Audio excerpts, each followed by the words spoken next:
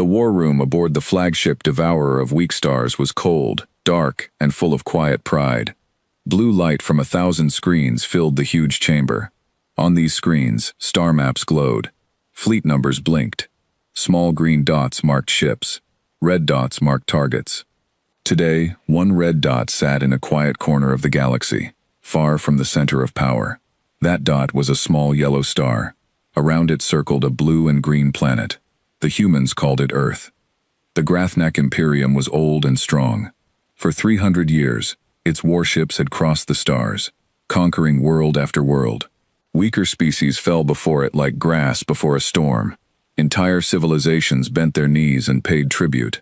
The Imperium's soldiers were tall, strong, and covered in thick gray skin that could stop a knife. Their ships were massive, black, and shaped like teeth. Nobody in this part of the galaxy had ever said no to the Imperium and lived to tell the story. Fleet Commander Zurash stood at the center of the room. He was young for his rank, only 42 years old by Grathnak counting, which made him a rising star among his people. His uniform was crisp and dark red, the color of command. His eyes were sharp, his jaw firm, and his voice carried the easy confidence of someone who had never lost a battle. He had been given this command because his last 3 campaigns had gone perfectly. Planets surrendered before his fleet even entered orbit. He believed, deep down, that no enemy could truly surprise him. "Show me the target again," Zurash said, waving a clawed hand toward the main screen. The screen changed. It showed Earth, spinning slowly, its oceans sparkling under the light of its sun. Around it floated small satellites, a handful of orbital stations, and a scattering of ships that looked almost laughably small compared to the Imperium's war fleet. "Species designation, human," said the ship's tactical officer, a thin alien named Dressa. "Population approximately 8 billion. Technology level, early interstellar. Weapons, crude compared to our own. Fleet strength, minimal. This will be an easy conquest, Commander." Around the room, several officers chuckled. Conquering Earth seemed like it would take less effort than conquering the last 3 planets combined. But not everyone in the room was laughing. In the back corner, seated in a chair built for a much larger body, sat an old soldier named Vothrek. He was missing his left arm, the empty sleeve of his uniform pinned neatly at the shoulder. Deep scars ran across his face, one crossing his left eye, which had been replaced long ago with a dull mechanical replacement that never quite matched his other one. He said nothing. He simply watched the screen with tired, ancient eyes. Vothrek had once been one of the greatest combat officers in the entire Imperium. Decades ago, his name had been spoken with respect in every war room across 100 conquered systems. But that had been before the Kisari incident. After that mission, Vothrek had returned home a different person, quieter, sadder, and marked by scars that never fully healed. The Imperium kept him around now mostly out of tradition, a decorated relic to be wheeled out for ceremonies, and, occasionally, for advice nobody really wanted to hear. Commander Zurash noticed the old veteran sitting silently in the corner, and smiled, the way a young man smiles at an old one he secretly considers useless. "Vothrek," Zurash called out, "you have seen more battles than anyone alive. Tell us, what should we know about this planet Earth?" The room quieted. Some officers turned in their seats, mildly curious. Others rolled their eyes, already expecting some tired old war story. Vothrek did not stand. He simply turned his head slowly toward the commander, his mechanical eye catching the blue light of the screens. "Attack the men if you must," he said, his voice low and rough, like gravel dragged across stone. "But leave their women alone." For a moment, nobody spoke. Then the room erupted into laughter. Dressa laughed so hard she had to grip the edge of her console. Several younger officers slapped their knees, wiping tears from their eyes. Even Commander Zurash allowed himself a small, amused smile, though he raised a hand to quiet the room. "You mean to tell us," Zurash said, still smiling, "that after 300 years of conquest, after crushing armies 20 times the size of anything this backward planet could field, your great warning to us is, don't touch the females?" "Yes," Vothrek said simply. "Why?" Zurash asked, genuinely curious now beneath his amusement. "Explain yourself, old soldier. You have the floor." Vothrek was quiet for a long moment. His single working eye stared at nothing, as if looking through the wall of the ship, through space itself, back to a memory buried deep and painful. Because I have seen it before, he finally said. I was there, on Kasari 4, 31 years ago. It was supposed to be a simple mission. A minor human outpost, barely defended, populated mostly by researchers and their families. Intelligence told us it would take 1 day to secure. We were told the outpost defenders were few, and mostly male soldiers stationed at the perimeter. He paused. His mechanical eye flickered, almost like a memory replaying inside it. We were told wrong. Zurash folded his arms, his amusement fading slightly into curiosity. Wrong how? The outpost soldiers were not the only threat, Vothrek said. Intelligence did not account for the off-duty personnel resting inside, a squadron of combat pilots, a team of trauma surgeons, engineers who had spent their whole lives building things meant to survive disaster, and every single one of them, every one, was female. Someone in the back of the room snorted, trying to hold back another laugh. Vothrek did not react. He continued, his voice steady, almost hollow. We landed 3 companies, nearly 600 soldiers. We expected panic. We expected surrender within hours.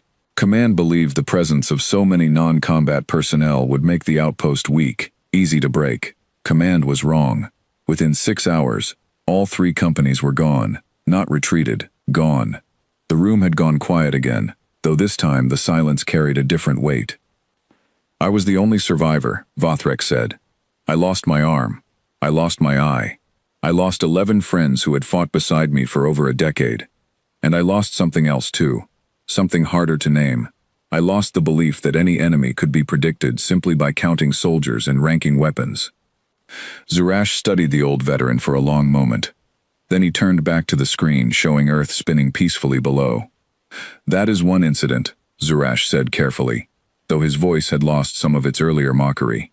One outpost, on one bad day. It does not mean every human woman is a killer waiting to happen. No, Vothrek agreed. It does not. Most are teachers, or doctors, or mothers, or scientists, living peaceful lives like anyone else. But you asked what I know. And what I know is this. The Imperium's intelligence reports always underestimate the ones they assume are weak. On Kasari, we assumed weakness because of numbers and job titles. We were wrong. Humanity does not divide its people into those who are dangerous and those who are not, based on the categories we use. Every human, from the smallest child to the oldest grandmother, has been raised in a culture that teaches them to fight when cornered. And the females of that species, in particular, fight in ways I have never fully understood, not through size or strength alone, but through something else. Something colder and more clever. Dressa, still smirking slightly, raised a hand. With respect, Elder Vothrek, our scans show human females possess, on average, less physical strength than human males. Our own soldiers can lift 10 times their body weight. How could such a species pose any real threat to a Grathnak invasion force? Vothrek turned his scarred face toward her, and for the first time, something sharp flickered behind his tired eyes.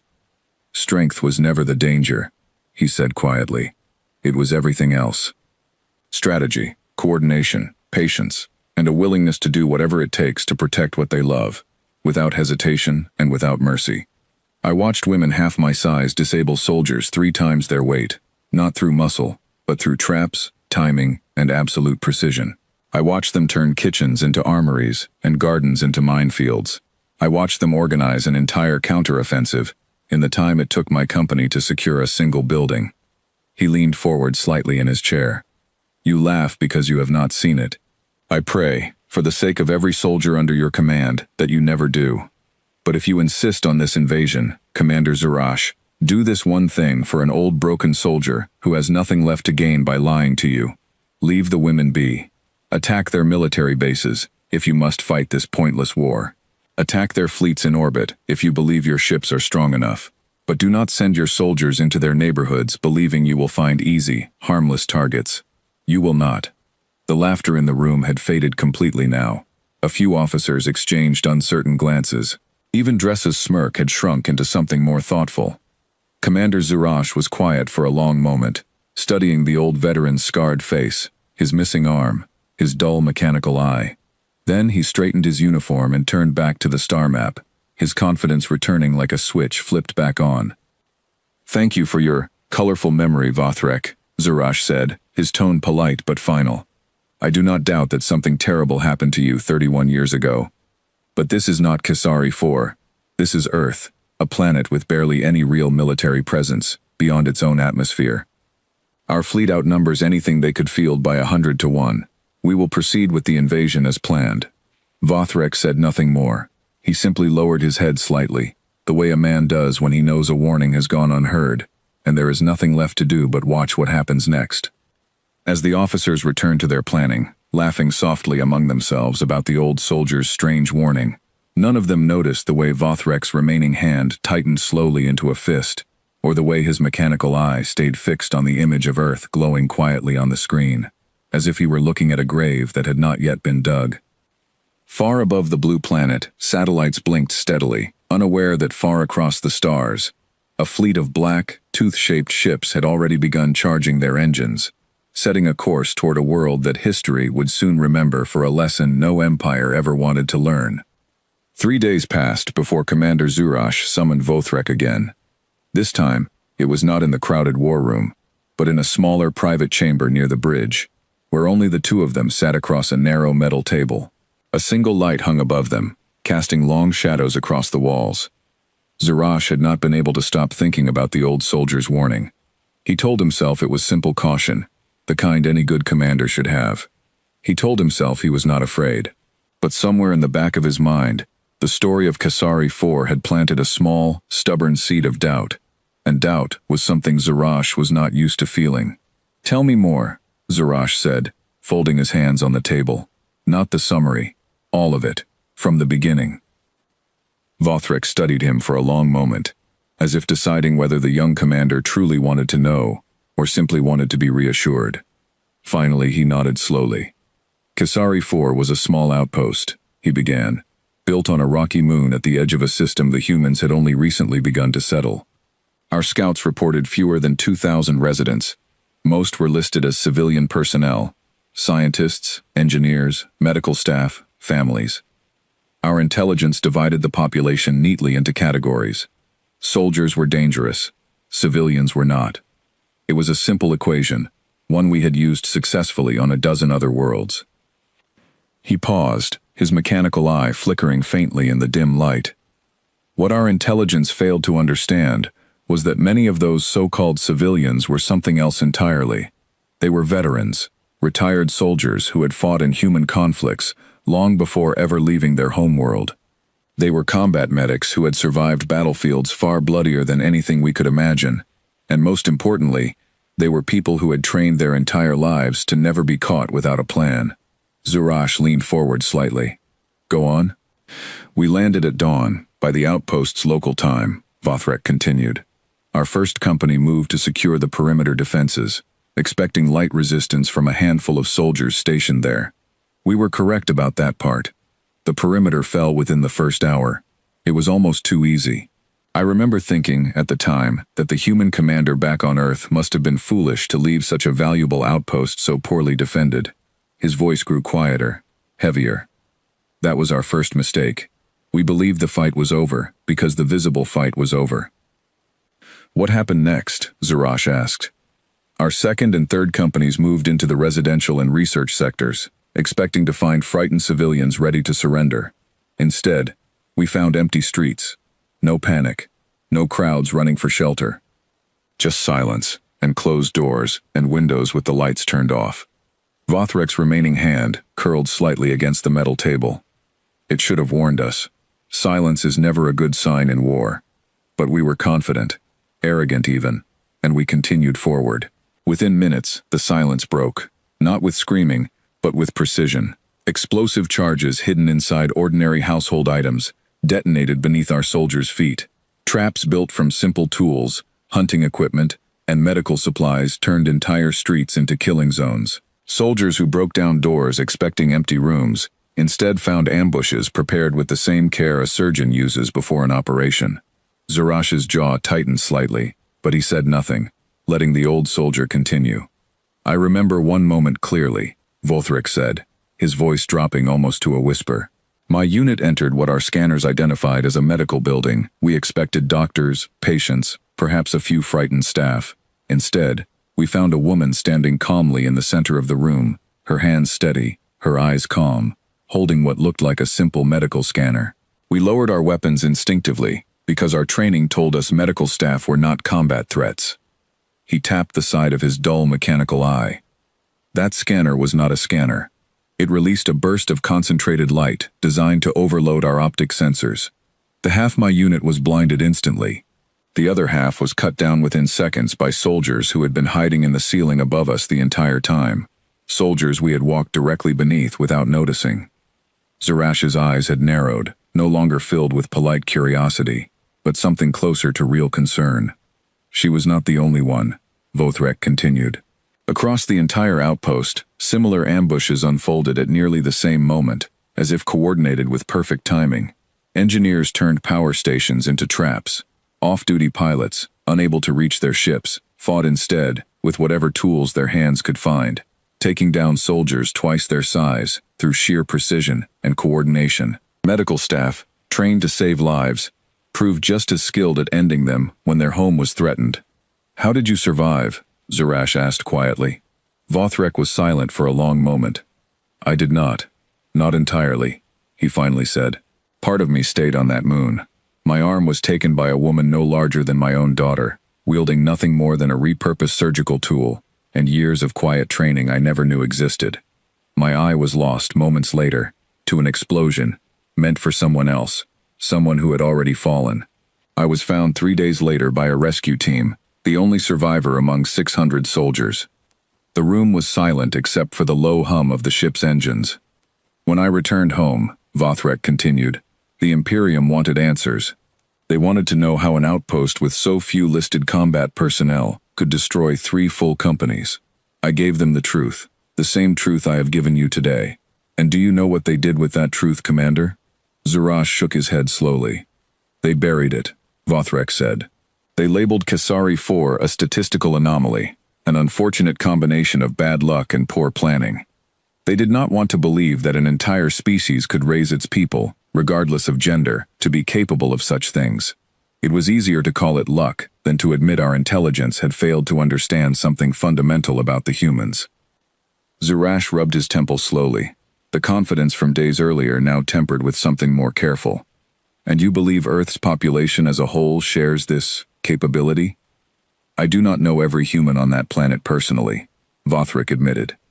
"I cannot promise you every woman on Earth is a soldier in disguise, but I can promise you this: their culture does not teach helplessness. From what little I have studied since that day, human societies raise their daughters to be resourceful, clever, and fiercely protective of the people and places they love.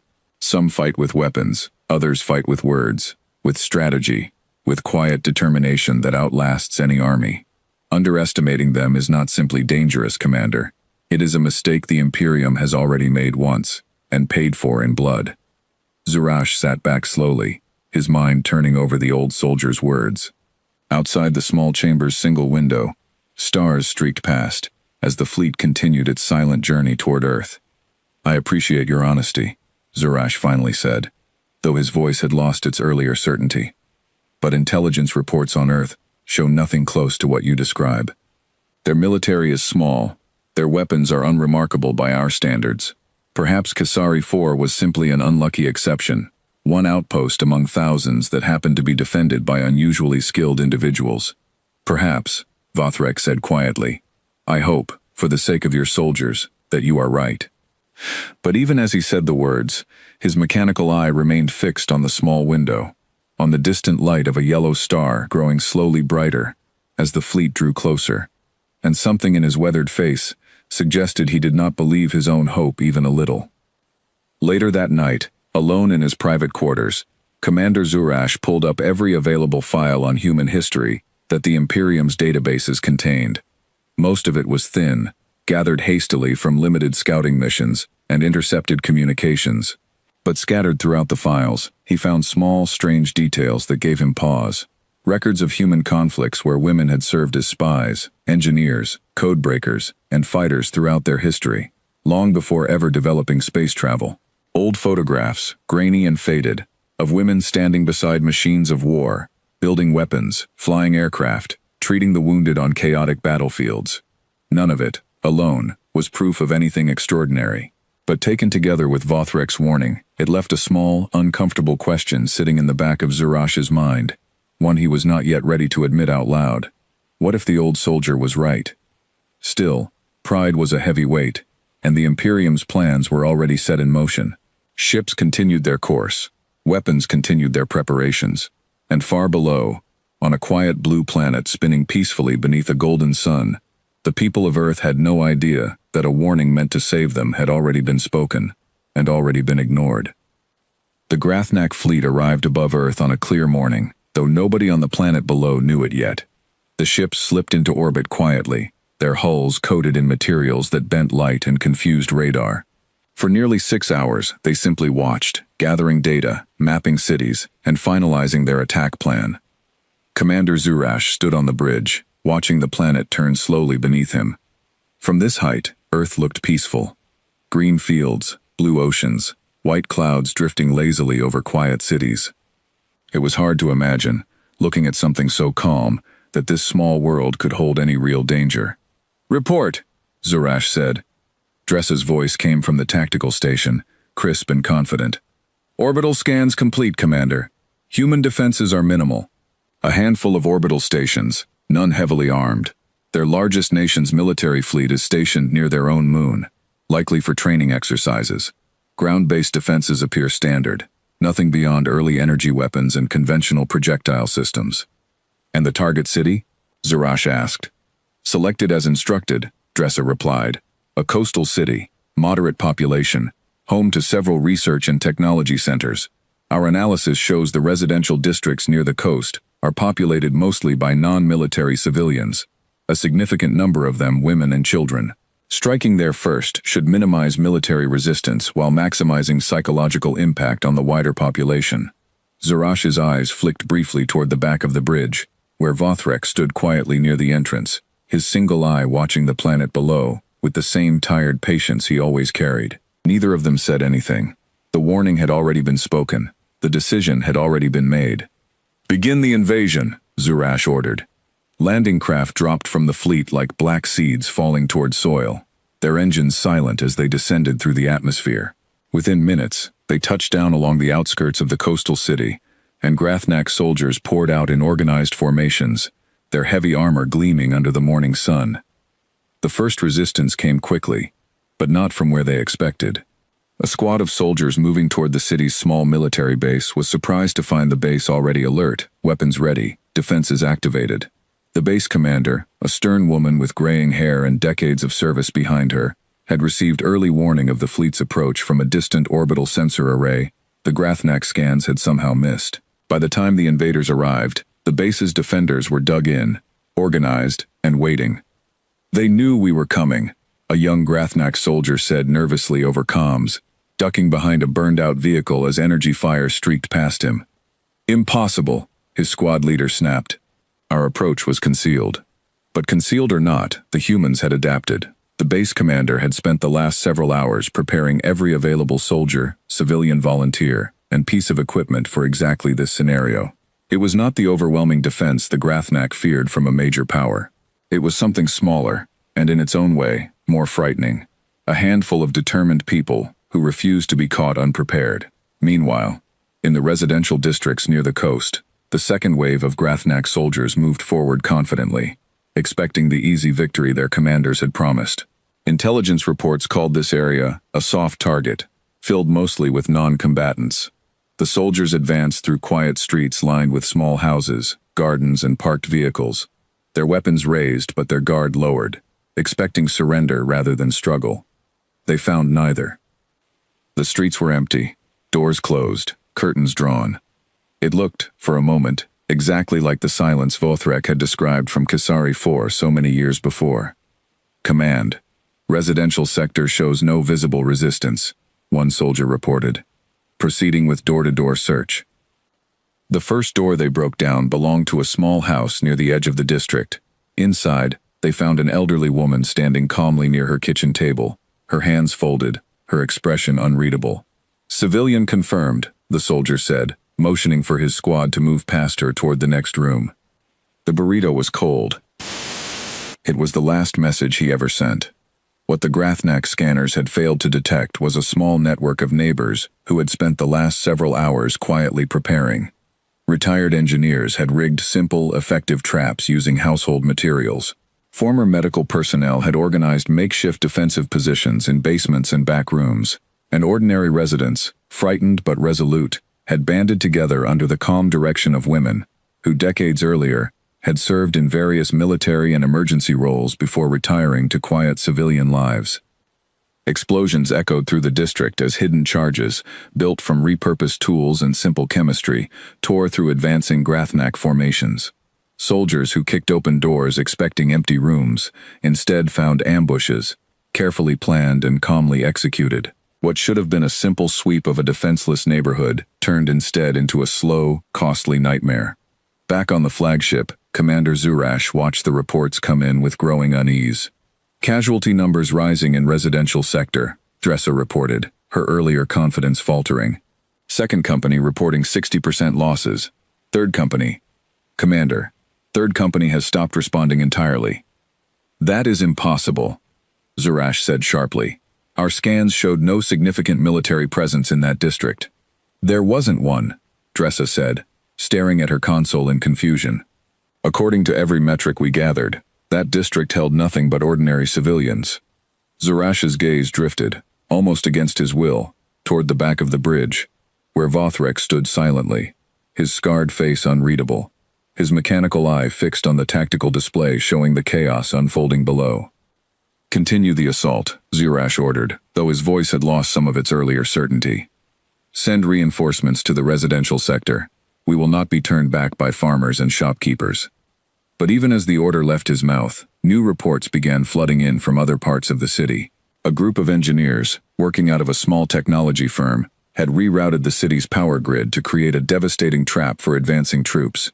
A team of retired combat medics had organized makeshift field hospitals that doubled as staging points for counterattacks.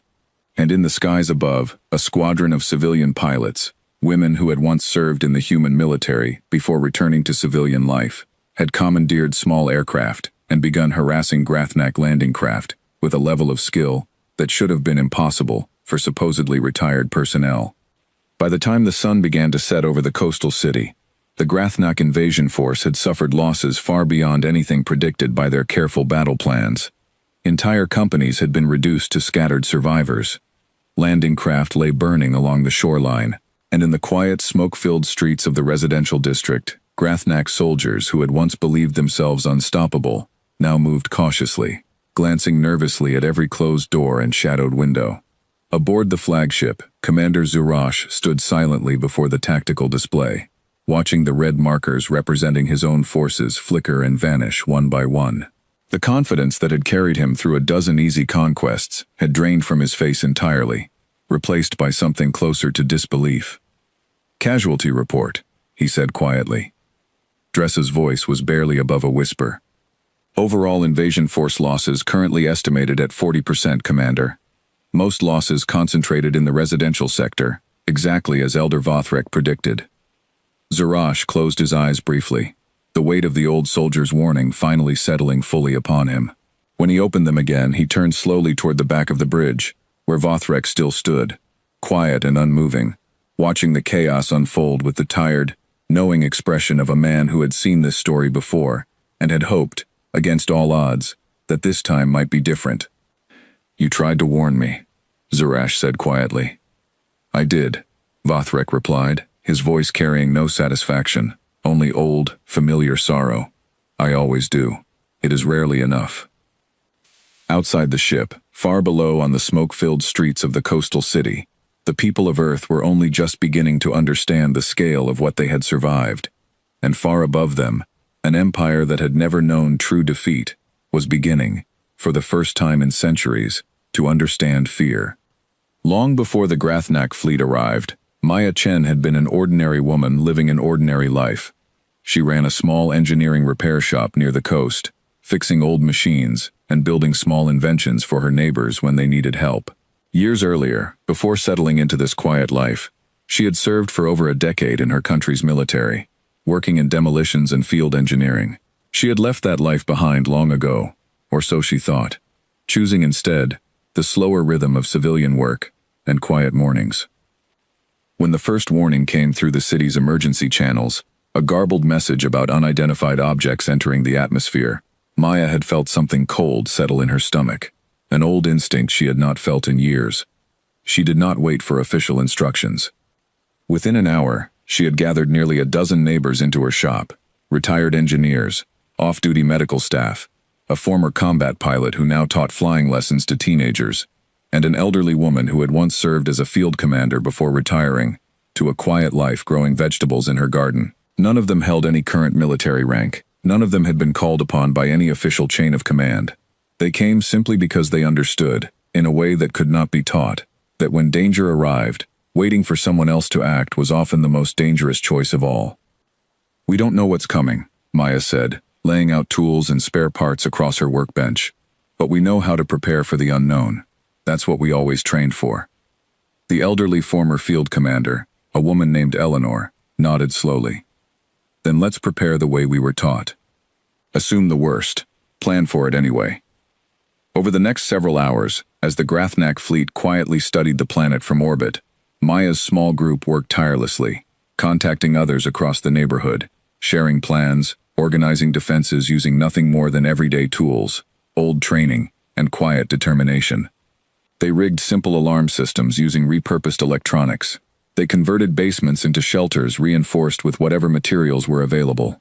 They mapped the neighborhood's streets and buildings, identifying choke points and blind spots the way soldiers once trained to do decades earlier. When the first Galactic soldiers finally landed and began moving through the quiet streets, they found a neighborhood that looked peaceful, ordinary, and undefended.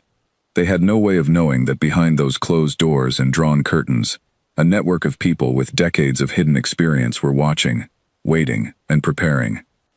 The first ambush came from Eleanor's own house, a modest home at the edge of the district. When soldiers broke down her door expecting to find a frightened elderly civilian, they instead triggered a carefully hidden trap built from simple garden chemicals and old wiring, a device Eleanor had designed decades earlier during her own service and never quite forgotten how to build. 2 streets away, Maya and her small team watched the explosion from a hidden position, confirming the invaders had taken the bait exactly as planned. "Now," Maya said quietly into her radio. Across the district, similar plans unfolded at nearly the same moment. A retired combat medic named Priya, working from what looked like an ordinary medical clinic, had spent years training in emergency response and crisis management. When Galactic soldiers approached her building expecting to find helpless patients, they instead found a fortified position, staffed by former medical personnel, who had quietly repurposed their equipment and knowledge into something far more dangerous than anyone expected. "They think we're weak because we heal instead of harm," Priya said to her small team as they prepared their position. "Let's show them healing and harming aren't always so different, not when it comes to protecting people we love." In the skies above the district, a woman named Captain Reyes, once a decorated fighter pilot before retiring to teach civilian flying lessons, commandeered a small training aircraft along with 2 of her most trusted former students. Though the aircraft was never designed for combat, Reyes's years of experience allowed her to use it in ways the Galactic sensors could not predict, weaving through their defenses and disrupting their landing patterns with a skill that seemed impossible for such a small, outdated machine. "They're flying like they've never faced real resistance," Reyes said over comms, her voice calm, despite the chaos around her. "Let's remind them what resistance looks like." Throughout the long, chaotic day, similar stories repeated across the district. A woman named Fatima, once a cybersecurity specialist for her country's defense department, used her decades-old skills to hack into the communication systems of nearby Galactic landing craft, sending false coordinates that led entire squads into carefully prepared traps. A grandmother named Ingrid, who had once served as a sniper before raising 3 children and retiring to a quiet life, used her old rifle and steady hands to pick off soldiers from a hidden rooftop position with a precision that unsettled even her own neighbors. None of these women had been called into service by any official military command. None of them wore uniforms or carried official rank. They fought not because they were ordered to, but because they understood, deep in their bones, that the people and places they loved were worth protecting, and that waiting for someone else to do it was never an option they were willing to accept. By midday, the coordinated efforts of dozens of ordinary residents, many of them women with quiet histories of service and skill, had turned what should have been an easy invasion into a costly, humiliating struggle for the Grathnak forces. Soldiers who had once marched confidently through the streets now moved cautiously, glancing nervously at every window and doorway, unsure which quiet house might hide the next devastating surprise. Maya, watching the chaos from her hidden position, felt no joy in the destruction around her, only a grim, steady resolve. She had not wanted this fight. None of them had, but when danger came, they had done what they had always been taught to do: adapt, prepare, and protect, without waiting for permission or recognition. "This isn't over," she said quietly to Eleanor, watching another wave of Grathnak reinforcements attempting to land along the coastline. "They'll send more."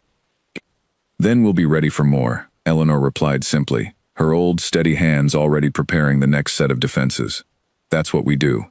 As the sun began to set over the smoke-filled coastal city, word of the neighborhood's fierce resistance spread quickly to nearby districts, inspiring similar efforts across the region. Ordinary people, many of them women with quiet histories of service, skill, and sacrifice, rose to meet a threat none of them had asked for, proving through simple, determined action what Vothrek had tried and failed to explain to a room full of laughing officers days earlier. Far above, aboard the Grathnak flagship, Commander Zurash watched the tactical reports continue to worsen, each new update a fresh reminder of the warning he had chosen to ignore. The battle was far from over, but already, the shape of this war looked nothing like the easy conquest his officers had once promised him. And somewhere below, in a quiet, smoke-filled neighborhood that refused to fall, a small group of ordinary women continued their work, calm, steady, and utterly unwilling to be anyone's easy target. By the third day of the invasion, Commander Zurash's confidence had crumbled entirely. What was meant to be a swift, decisive conquest had turned into a slow, humiliating disaster. Nearly 60% of his original invasion force had been lost, most of them in the very sectors his own intelligence had labeled as safe, low-risk targets. Ships that had once carried proud soldiers now carried wounded survivors, many of them shaken not just by physical injury, but by the unsettling realization that everything they had believed about this planet had been wrong. Standing before the tactical display, Zurash watched as the last remaining ground units received orders to withdraw. Landing craft rose from the smoke-covered coastline, retreating toward the safety of orbit, leaving behind burned-out vehicles, damaged equipment, and the quiet, watchful eyes of a population that had proven far more dangerous than any battle simulation had predicted. "Casualty report, final tally," Zurash said quietly, his voice hollow. Dressa's hands trembled slightly as she read from her console. "Total invasion force losses, 63%, Commander. Most concentrated in areas classified as civilian or non-combat zones. Remaining forces recommend immediate withdrawal from the system." Zurash closed his eyes briefly, absorbing the weight of the number. 63%.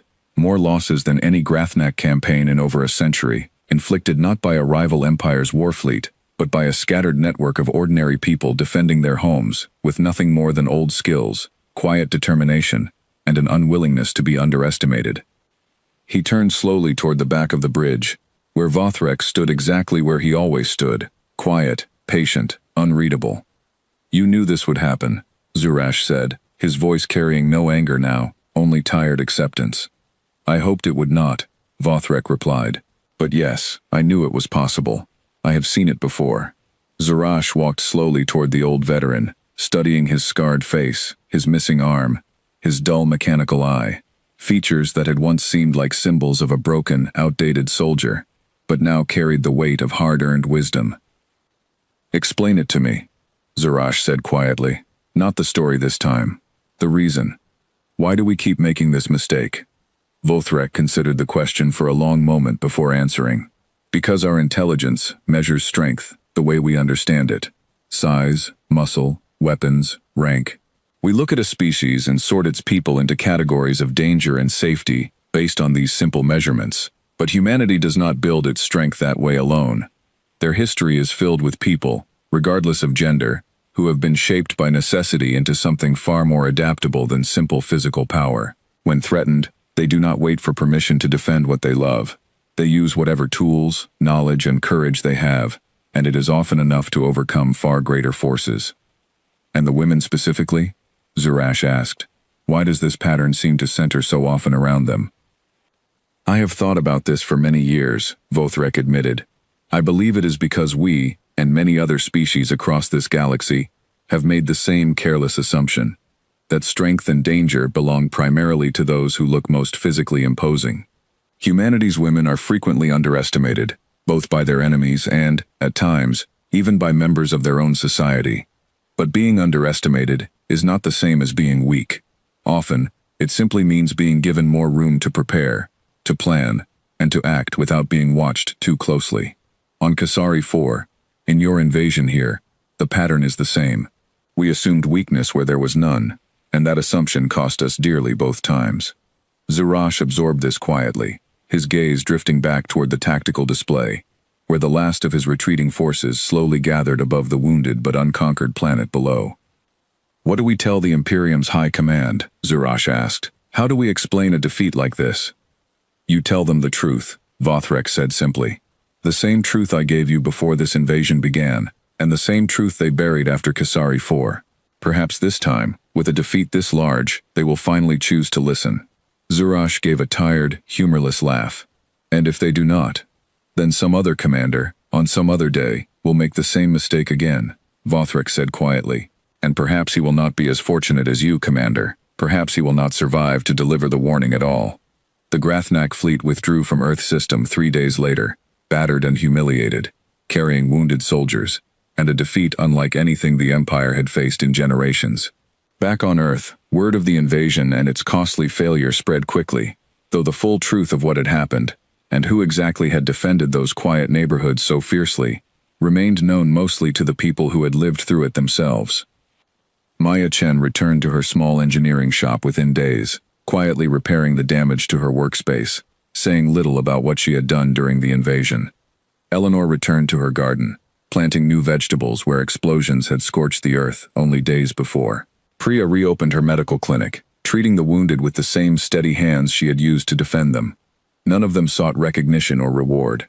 They had done what needed to be done, and now, quietly, they returned to their ordinary lives, ready, if necessary, to do it all again. Far across the galaxy, aboard the retreating Grathnak flagship, Commander Zurash filed his official report to Imperial High Command, detailing the invasion's failure in careful, honest terms. Unlike the officials who had buried Vothrek's warning decades earlier, after Kasari 4, this time the scale of the defeat was too large, too costly, and too public to be dismissed as simple bad luck. Word spread slowly across the wider galaxy, whispered between merchants, diplomats, and rival powers who had long watched the Grathnak Imperium with a mixture of fear and resentment. A planet called Earth, small and seemingly unremarkable, had inflicted one of the largest single defeats in the Empire's long history, not through massive fleets or advanced weapons, but through the fierce, adaptable resistance of its ordinary people, especially its women. Within Imperial records, Earth's threat classification was quietly and permanently raised to its highest tier, a designation reserved for only the most dangerous, unpredictable enemies in the galaxy.